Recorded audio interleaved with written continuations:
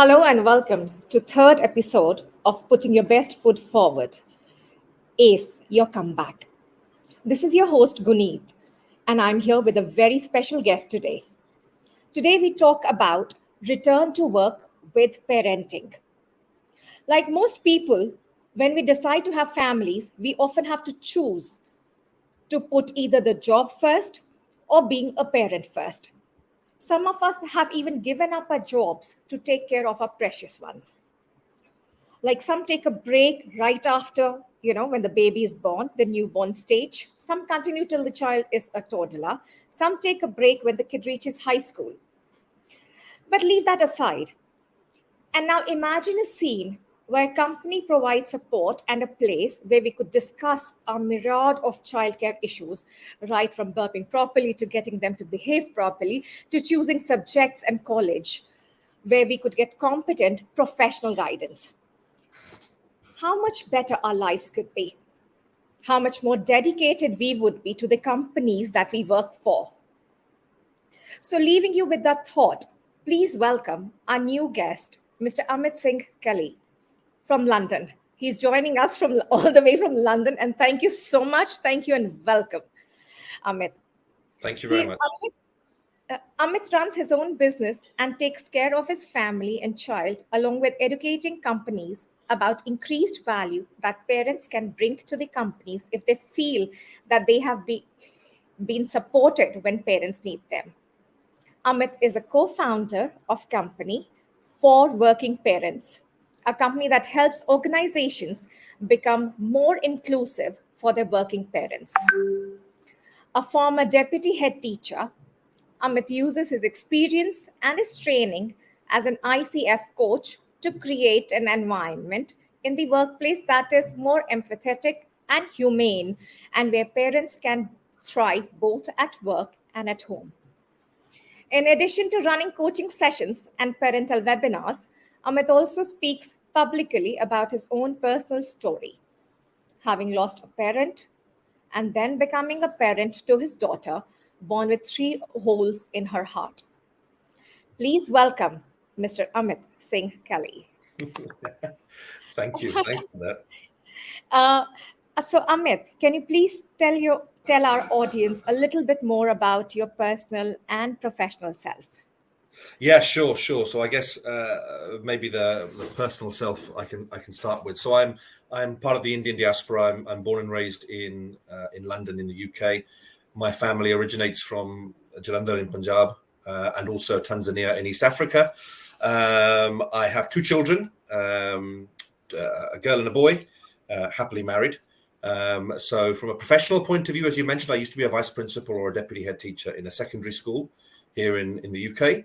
And more recently, over the last year and a half, I've set up my own business for working parents, which, as you so beautifully put, thank you, is all around creating a more inclusive workspace for parents. It's around helping organizations create a workplace where parents don't feel they have to make the choice between working and looking after their families at home. Especially actually when you think about parents in the South Asian culture, we're not only parents, sometimes we're also carers for our own parents. And that's not always taken into account, certainly here in the UK, because it's not necessarily the British way of things. We're not necessarily in the UK carers for our parents, but in our Asian communities, that still exists. So it's about raising awareness in the workplace and creating a workplace where you're able to attract and retain the very best talent. And often the very best talent is working parents. Absolutely. I agree there. In fact, parents also, as Asians, as Southeast Asians, we have to take care. It's our responsibility to take care of our aging parents, family. So tell us, what made you start your journey as advocate for working parents? Yeah, it's a good question. I think actually COVID, like with many people, COVID really changed my entire outlook on life and on work. Because here in the UK, we had two very big lockdowns, one in 2020 and one at the very start of 2021. Schools were shut down here in the UK as well. So we were working from home. All other industries were working from home. And I just thought that actually when schools reopened, you can't work from home as a vice principal in a school. You've got to be in the environment. And I felt that I wanted a more of a work-life balance. yes, I wanted to give back. I wanted to make a difference to the community, but at the same time, I wanted to be in charge of my own life a bit better. I had two young kids, and I decided that I didn't want to work in the traditional way anymore.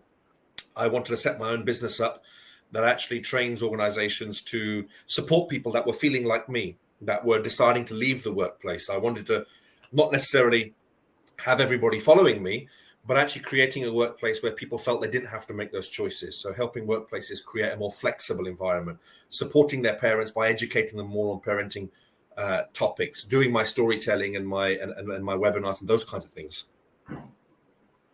Very interesting, actually, because many people are still, they don't want to resume work as in going to office regularly. They still want to be home and they want to work from home. They say our productivity is increased, and they can better take care of their families, their children, their parents, and everybody around Absolutely. them. Yeah. So tell me, what were the challenges that came your way while you were, when you started on this journey? You mean the business journey or Yeah, previously? the business journey and your personal journey. So tell us about both, Oh, please. I can tell you about the business journey first, I guess. The obvious challenges in setting up a business is getting people to know that you exist, getting people to understand who you are, what your work is, why you're doing it, and also this space is quite new here in the UK, and I'm sure in India as well. It's a new space. Not every organization is or values this space very much because, of course, for me, it's a business.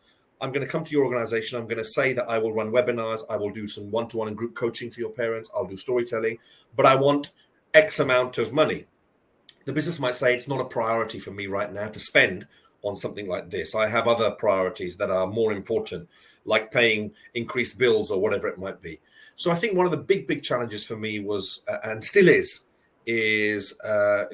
getting people to know that I exist, and also convincing organizations and businesses that investing in my services is in the long term beneficial for them. Because here in the UK, more and more parents are leaving the workforce.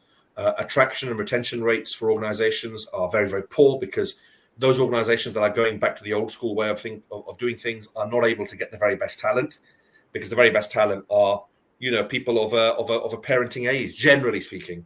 So that's probably been the biggest challenge. It's convincing people that there is a space for me, and convincing people to part with their company's money so that I can hopefully bring them some long-term benefits.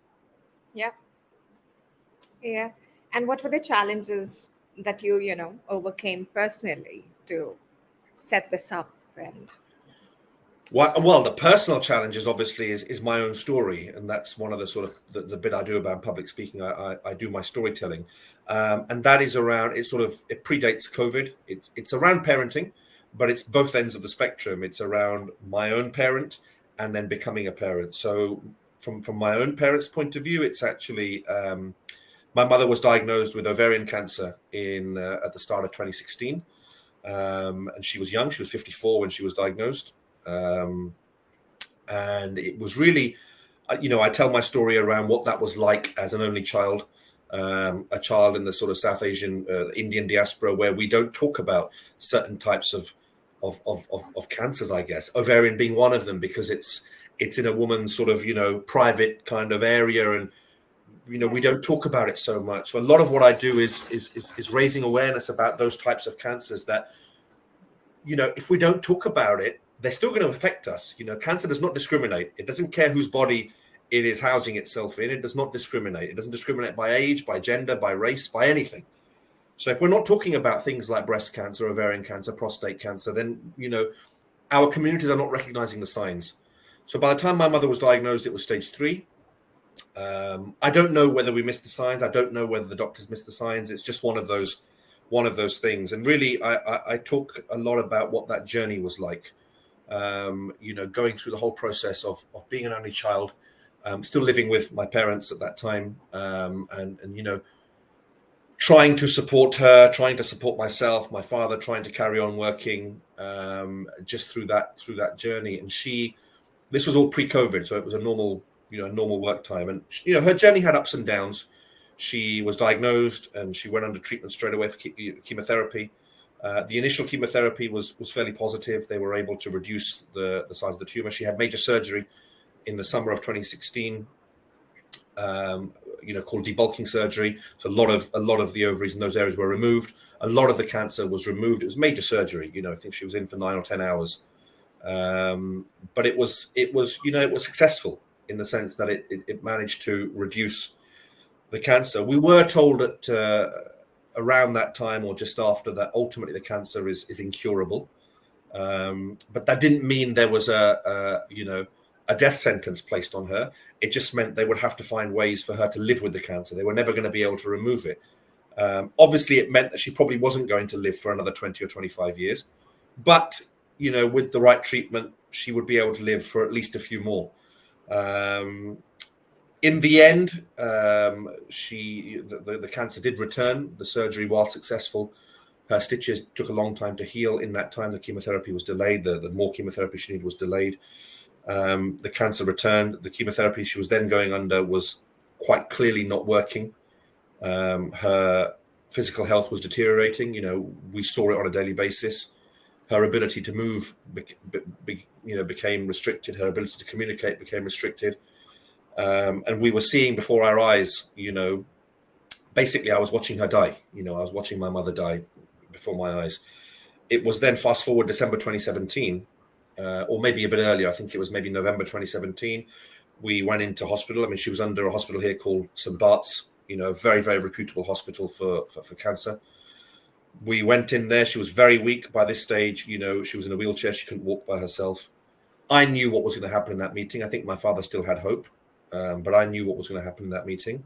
They were going to assess her and decide the course of action. And they took one look at her. They didn't need to do any assessment. They took one look at her and decided that she could have no more chemotherapy. She wouldn't survive any more chemotherapy. So what they basically told us was that her cancer was terminal and there was nothing more they could do, and that we had to just take her home and, make her comfortable, look after her. Alongside all of this, I'm planning a wedding. I was set to get married in the summer of 2018. So, she had met my wife to be. She had given, her blessings. She very much liked my now wife. And we were planning a wedding. There were some complications because my wife is from Tanzania and her parents wanted to have the wedding in Tanzania. And for me, I wanted to have the wedding here so that my mum could be present or somehow be involved in it. So there were lots of these complications at the time going on. We then decided very quickly that for my mum to at least see her son get married, we would bring the wedding forward, but have a very small civil wedding in the local registry office where we would just have immediate guests and have my mother there. And that wedding we booked for the 6th of January, 2018. And in that week, we realized that my mother's condition was worsening substantially. She was not conscious very much. When she was, I think her sight had gone. So we sort of thought about whether there was any value at all in having that wedding on the 6th of January, because even if she was there, I don't think she would have known what was happening. We then decided that week, I can't remember if we cancelled the wedding. We certainly thought about postponing it.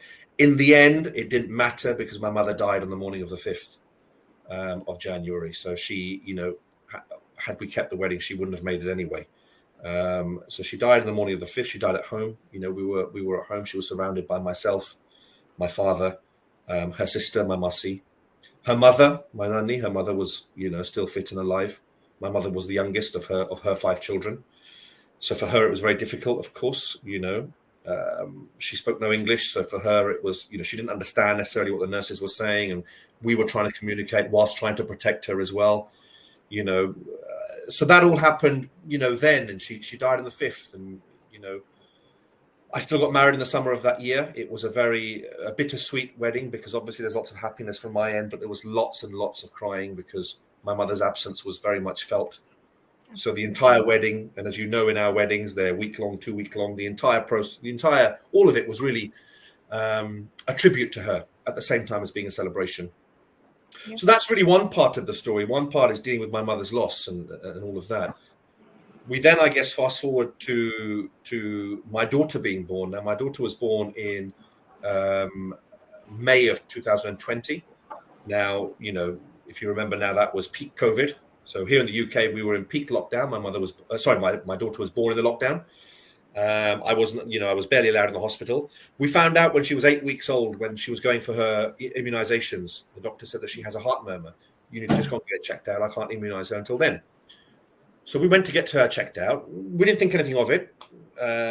Of course, at that point here in the UK, only one parent was allowed into the hospitals because of COVID. So I used to stay in the car. My wife would go in. Anyway, a few tests later in the local hospital, they realized that there was potentially something quite serious wrong with her. So they referred her to Great Ormond Street. So Great Ormond Street is, world famous for being, one of the world's best children's hospital. She was referred there, again, months and months of testing. Eventually, they diagnosed her as having 3 holes in her heart. So for us, that was, wow, first-time parents, COVID, I'm still grieving for my mother. And now being told that my daughter has got these 3 holes in her heart where, we are told that whilst, she will probably survive, they can't make any guarantees. So when you hear things like that, you start preparing for the worst. And really, going through COVID, I mean, we had meeting after meeting, appointment after appointment at Great Ormond Street. And during that time, I think I was allowed in the hospital maybe once out of a dozen appointments. So my wife used to go in and she used to get all of this heavy medical language imposed upon her that she didn't understand. I was trying to dial in on WhatsApp call, but the reception hospitals are so poor that I was in and out. I used to go for long walks in a deserted London because London was closed. And when she would come out, I would ask her lots of questions. She wouldn't necessarily have the answers. We would argue, we would fight because I was thinking she wasn't asking the right questions. And she was telling me that to listen to all the consultants was very heavy for her. So it put a lot of strain on us. In the end, she was scheduled to have surgery. Twice it was cancelled. In October and November of 2020, her surgery was cancelled. Then on Christmas Day 2020, out of the blue, my daughter was taken ill. She fell ill. And they always say, trust your parental instinct when your child is not well, especially when they're a baby and they're not able to communicate. And we decided to take her into the local accident and emergency. And they, out of nowhere, diagnosed her with a diaphragmatic hernia. So her bowel had perforated into her hernia, into her diaphragm, and was stopping her ability to breathe. So they then transferred her to Great Ormond Street. She had emergency surgery within the next couple of days on that diaphragmatic hernia. So that came out of the blue. We had no idea that this was even a possibility. So again, my wife was the only one allowed in the hospital. We were not in lockdown in December 2020, but there was heavy speculation that we were about to go into the second lockdown because COVID rates at that point were very, very high. So I was only allowed in the hospital when my daughter came out of surgery to see her, which, as you can imagine, is not necessarily what you want to see. Anyway, the UK then went into lockdown in January of 2021, second lockdown. Her surgery finally happened in February of 2021 on the 4th occasion of her heart surgery. So she's just about recovered from the diaphragmatic hernia. She's now having open heart surgery. So they opened her chest. She was kept alive by a ventilator. Her heart was not working. They repaired 2 of the holes in her heart. The third one is still not repaired. We're still monitoring that. It's not life-threatening, but it just needs monitoring. And again, I was allowed into, she was in intensive care for 2 or 3 days after surgery. I was allowed in just after. And to see your baby daughter, I mean, she was, no bigger than the length of my arm, in intensive care, connected to all these tubes, moaning and groaning. It was really awful. And I just felt at that time that there was something I had done wrong. The world must be against me. If there is a higher power, he must be against me, because why would I have gone through all of this over the last few years, whilst the rest of the world is getting on with their lives? So it's a really, really difficult period of time in our lives. But when she had the surgery, it took some while. I forgot to mention that between diagnosis and surgery, she was fed milk through a tube in her nose because she wasn't able to take to my wife's breast because she was losing too many calories. So she was given special high calorie milk that she was fed through a tube that we had to give her. So there was lots of things that we had to go through all alone because it was COVID. We couldn't rely on our wider family because we weren't not allowed to see them. And we were first-time parents. We were no experts by any means on how to navigate this. So it was incredibly, incredibly difficult dealing with my mother's loss and then the joy of getting married and then the joy of having a baby, especially having a baby girl. I was determined I wanted to have a baby girl first. to fill the void that was left by my mother's absence. And then to be told that she was, born with these 3 holes in the heart, and then to go through all that process of her illness and COVID, it was incredibly, incredibly challenging. Looking back, my wife and I sometimes talk about it. We're not too sure how we did it, but I think we were just in fight mode, that nothing could get us. We were determined that our daughter was going to survive. She carries my mother's name. There was no way I was going to lose 2 people who carry the same name in such a close period of time. We just fought. And I guess my daughter, she's an absolute fighter. She carries the scar from the top, from the bottom of her neck down to her belly button. She'll carry that scar for life, but we will remind her every single day that it's a sign of her strength, and it's Absolutely. maybe a sign of her grandmother's influence on her. I don't know. Maybe, yeah, but that's a very touchy and a very scary story at the same time. I mean, I've moved, absolutely moved, and at the same time, I'm really scared about, and I'm wondering how you actually went through it. I mean, some really trying times, really trying times. Absolutely. I mean, I think looking back now, because it's been a few years, I don't know how I went through watching my mother die. I mean, I know it happens to other people. It's a circle of life, but watching your hero, and my mother really was my hero, and she was young. She died at 56. She died 5 days before my 30th birthday, a day before my rescheduled wedding. So all these things, it was terrible to watch it happen to her.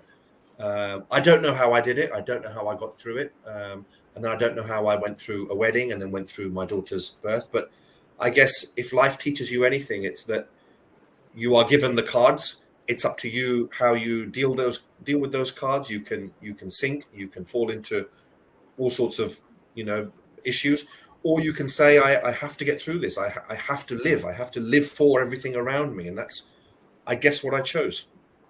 Yep, absolutely, absolutely. That's really inspiring. So another question after this. Sometimes we see that parents are very ill-equipped to be facing parenthood in today's times and era. So you counsel them. But how do you counsel them? Could you give us some examples on this? Yeah, I mean, I think it's worth mentioning that all of us as parents at some point in our parenting journeys are ill-equipped. I was ill-equipped to deal with a baby born with such severe medical conditions. Other people might be ill-equipped to deal with a 13-year-old that suddenly says he has started smoking, or whatever it might be. We all at different stages of our parenting journey feel ill-equipped. So I think parent coaching isn't necessarily around telling people what the answer is. It's around supporting parents dealing with particular issues and helping them come to their own conclusions. I don't give parents the answers simply because I don't have the answers. Here in the UK, potentially now in India as well, we deal with some really high sort of high-end kind of emotional issues. For example, teenagers now that come out as potentially homosexual, or in this country now transgender, whatever it might be. I know those problems exist in India. They're maybe just not talked about as much as they are here in the UK. That doesn't mean parents are equipped with the tools to know how to deal with such an issue. So my job is not to give answers. My job is to help parents understand themselves better, effectively communicate with their children better, improve their relationships with their child better. It's about going through practical issues. It's about going through practical steps. What would you do in this scenario? What would you do in that scenario? How do you think your reaction is making your child feel? How is your child's behavior making you feel? How can we work on that? How can you change the way that you communicate with them? How can you tone down the anger and perhaps change the language that you're using? So it's all around the skills, and it's all around coaching them to be more effective in what they do. Not about telling them, okay, you found drugs in your son's room. Here's what you should do. No, I don't give answers. I empower parents to be able to come up with their own answers because they know their children better than anybody. Absolutely. That's a very nice approach. That's actually how I would expect my counselor to, guide me through it. Yeah. So tell me, while your mother was sick and your daughter was, going through this illness, so did you take a lot of leaves from your work job? I think when my mother was ill, it was pre-COVID, so there was no such thing as working from home or anything like that. And as I mentioned to you, I was in a school environment, so missing school meant that there were children there not getting what they needed. So I had to find a fine balance. I did get some leave to go to some major appointments for her, but generally it was my father that did most of the going to the hospital and taking the places. He had calmed down his work and sort of changed his job to make it much less stressful, so that he was able to get the time off he needed. Towards the end of my mother's life, I sort of made conscious decisions to stay at home, and I got to the stage where I wasn't asking for permission. I sort of made the decision that I need to be at home with my mother. She is dying. She may die today. She might not die for 2 weeks, but I'm not taking that risk of not being there when it happens. Because then we then had the Christmas holidays, because she died on the 5th of January. We then had 2 weeks off for Christmas. So actually in those last moments, I was there anyway. I was there with her anyway. And then we went back to school for a couple of days, and I didn't go. I decided not to go back. And then she passed, and I needed more time off for, as we do for the mourning period, the Afsoos period, the funeral. So I felt that it was actually okay. I didn't need to take much time off because my father was there while she was still okay. Towards the end, I used to go and visit, because she stayed for some time at St. Bart's. So every day after work, I would go into central London and go and see her for a few hours before coming home. So that was my daily ritual. It was my daily routine until she was transferred home. In my daughter's case, it was a bit different because it was COVID. So when she was born and we found out we were in lockdown, we were at home, I used to just log off and tell my boss I'm going to an appointment. There were no questions asked. In that period between the two lockdowns, when we were back in school, there were some days that I took off, and my work were very, very supportive. They recognized that this was my daughter. I was a first-time parent. I was grieving. I was finding it difficult. It wasn't, I wasn't taking a day off every week, for example, but every now and then I would take time off. And then in the second lockdown in January 21, up till her surgery, I was, whenever I needed to, I would just go. Same with my wife. She was given the flexibility. But I don't know if we would have had that same flexibility if COVID wasn't there, if we were in the office. I don't think the office would have given us that much flexibility. So in that sense, COVID for us was probably a blessing. Actually, I think the workplace rituals are relaxing a little bit with the onset of COVID. That's one silver lining in the dark cloud of whatever has happened around the world. That offices do recognize that, they've become more liberal in, accepting that this is a part of life of the individual. The person who's working for the company is not just an island in itself. It's the whole family. The society goes with it, with that person. So that person is never in isolation. Yeah. No, absolutely. And that's what we do now for working parents. The work that we do is all around organizations embracing the fact that their employees have this other life, that before COVID, we treated work as though work was number one. We would miss key events because work came first, because we had to earn money. We were scared of what our boss would say. But I think in a post-COVID world now, we're recognizing that nothing should ever come before our loved ones. No work should ever come before that. So either work has two choices. Either it can say, no, you're not allowed time off, in which case the employee now might turn around and say, right, well, here's my notice. I will be leaving in 30 days. Or the work says, all right, I recognize you need this. Take the time that you need. It'd be appreciated if you could do a few extra hours, maybe on another day, or we can find a way to balance it. Yeah. Those kind of organizations now, I think, are the ones that are going to thrive in the future, the ones that are much more understanding. Yeah, we think that ways as well. In fact, the other day, there was this conference which was going on, and this was a point which is very validly raised. So you've told us how your colleagues and bosses reacted to your taking, whatever leaves that you needed to, that they were quite supportive. That's very heartening, because in India, we still have a long way to go. Although now we do see, change around the corner. Yeah. That's good. I think one of the things I've noticed perhaps in India, not that I've worked or lived there, but having been there, so many times and just, seeing work environments, I think one of the things that still exists in India is the element of fear. I think there's a lot of leadership by fear, and a lot of people that are in positions of authority they instill a sense of fear in people that work for them. So you feel uncomfortable in approaching those managers. You can't ask them for time off because you're scared of their response. But it's good to see that that's changing. It's good to see that leaders now are embracing leadership is where you take the entire team with you, and anybody should feel comfortable and confident asking for anything. Even if the answer is going to be no, they should at least feel comfortable asking that. And I'm glad to see that change is being embraced. Absolutely, absolutely.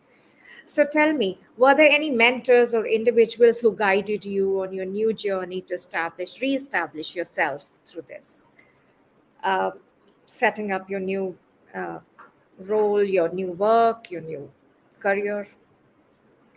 Yeah, I mean, I've spoken to people that already have established businesses about how they go about it. I'm pretty active on social media, so I do follow and communicate with people on social media that are maybe much further down the journey from me. I've taken on some coaching myself to be coached, because I think every coach needs a coach in order to sort of help me think about my priorities. I think social media can be quite toxic sometimes, because we see people on there posting about their successes, and you think, oh my God, that person is doing so well. I've got nothing in my diary today. I'm not going to earn any money today. I'm not going, this is a problem. And so I think, being coached has just helped me have some perspective that actually, yes, there might be people doing really, really well on social media, but some of them are posting things because they also need it as a selling technique. And I do it's the same thing, because that's the way social media ultimately works. So yes, I've had some mentoring from people who run businesses, certainly in my area, my space, the kind of employee well-being and looking after staff well-being and morale and those kinds of things. And I think that's really necessary, because running your own business, it can be very lonely. I've gone from an environment of working with thousands of young children and hundreds of colleagues to now working from my office at home. Don't get me wrong, I love it. I absolutely love working on my own. I'm an only child, so I've always been on my own. But at the same time, you do sometimes miss the company of other people, and so I need to fill my days with work, basically. That's good to know, actually, that we keep ourselves busy. Uh, but tell me, career and parenting conflicts are common challenges that many individuals face when trying to balance their professional responsibilities with their roles as parents. These conflicts arise due to demands of time, commitments associated with both aspects of life. So, would there be any advice that you would want to give to our audience who have made the decision to return to work, but have small children? Uh, Yeah, I think it's really important. It's really easy for me to say to everybody, put your children first, tell your work to get lost if you're not happy. But of course, we live in the real world. People need to earn money. People need to pay bills. People need to feed their families. So I completely appreciate that the majority of us, we have to work. It's as simple as that. But I think now what I would say to people is we have so much more choice in where we want to work, because there are so many organizations that are moving with the times, that are offering so much flexibility, that are offering so many benefits and support to young working parents or even older working parents, that actually we don't have to stick with the jobs that we've done in the past, where those companies maybe have old draconian methods and want you in the office 5 days a week. They don't care about what you do with your children or the fees that you have to pay to have them looked after or the appointments you have to go to.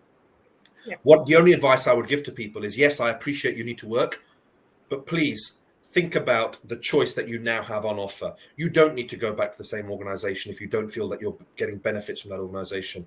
The same in India as in the UK. There is so much choice and India's industry is growing exponentially in terms of what's on offer there now. In fact, there are people from the UK going to India to work, such as the size of the Indian industry. So the choice is unrivaled.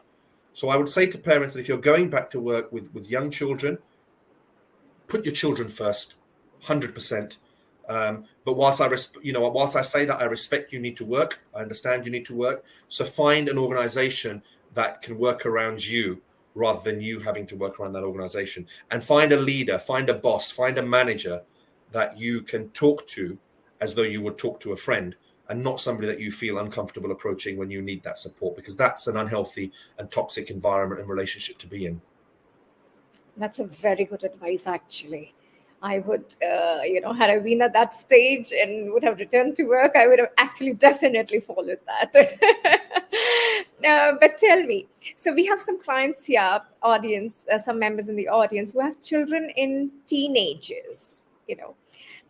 What advice would you give them if they wanted to, get back and restart their journey to return to work? Yeah, a lot of the work that I do actually is with parents of teenagers. They are the ones that I coach the most. The thing about teenagers, of course, is that the problems are not limited to one or two different areas. Teenagers present with them so many challenges, a variety of challenges they present. So I think if you're returning to work and you have teenage children, it's about making sure that you have an effective relationship with that child. Your communication with that child is effective, and it's learning strategies of how to communicate with your child. Because remember what it's like for us going as teenagers, and us coming from more conservative, I guess, backgrounds, and perhaps cultures where we can't be so forthcoming with our parents. Certainly when we were growing up, I know it's changing now. We need to put ourselves in our teenagers' shoes. And, I watch, my wife and I, we love watching the Indian programs that come on Netflix and Prime, the real gritty dramas. But my goodness, are some of those advanced? I mean, the things they show, Yeah. we would never have seen on screen, and they're probably not on TV in India. And they're probably on Amazon and Prime only and Netflix only. But what it does show is that there is a section of society in India that does live like that. It does have such an advanced way of looking at things in terms of gender issues, race issues, caste issues, class issues, sex issues. And I think as a parent, if we want to thrive both at work and at home, we need to build open channels of communication with our children. If we are still holding things back because they are taboo, we can't discuss sex, for example, or we can't discuss drugs, for example, or those things, then we need to think about whether our children will be doing things without our knowledge, which most of them probably are. Now, would we prefer that they are open and honest with us, or would we prefer to find something out from somebody else about what our child has been getting up to because they've been seen doing something, or they're in trouble because of a reason? So I always encourage parents, and especially Asian parents, Indian parents, to really try and break through that taboo, as difficult as it may be, because we have strong cultural and some of us have strong religious values, and we feel that there are certain things that are just not appropriate to talk about. My view is the opposite. I challenge that view, and I say that actually with our child, who is the person or the people that we love more than anybody on this planet, nothing should be off limits. We should be able to talk to them, and they should be able to talk to us about absolutely anything and everything. So once you build those open channels of communication, once you are effectively communicating with them, your relationship will improve. And that relationship then isn't as much of a problem when you're going back to work, because sometimes working parents are finding it hard to balance a challenging teenager versus a challenging workplace. Let's deal with the easy part first, which is improving your relationship with your child. Absolutely. Well, that's very well said. In fact, I was blessed. I was few of the blessed families to have an upbringing where we were really open with our parents. Although we were in a larger joint family, but we had complete trust, and the parents had complete trust. It was 100% transparent relationship. So what we thought was, what they would get, they would know exactly. And we were encouraged. Both me and my sibling were, encouraged to put it like that. So now, dear audience, remember that finding the right balance between your career and parenting requires ongoing adjustments and patience. As Amit has rightly put, for every individual situation is unique, and the key is to tailor strategies that work best for your family's needs and circumstances. And it is okay to seek advice from mentors. It is perfectly acceptable, perfectly okay to seek advice from mentors, friends, or professional counselors who have experience in managing these types of conflicts. So that is the reason we brought in Mr. Amit Singh Kelly today here, so that we can have a different perspective, a professional perspective on the challenges that parents who are returning to work, not just parents who are returning to work, but parents in general face with bringing up children, because they have to balance their time at work and their time commitments with children and other family members. So, and for any other services like your resume update, your coaching, your resume coaching, your personal development, please get in touch with yours truly, Guneet. And for parental advice, please reach out to Amit. Thank you so much. Any questions that you might have, please do write into us and we will be sure to get back to you. Thank you. And Thanks very bye-bye much. for now. Thank you, Amit, for joining us today. Pleasure.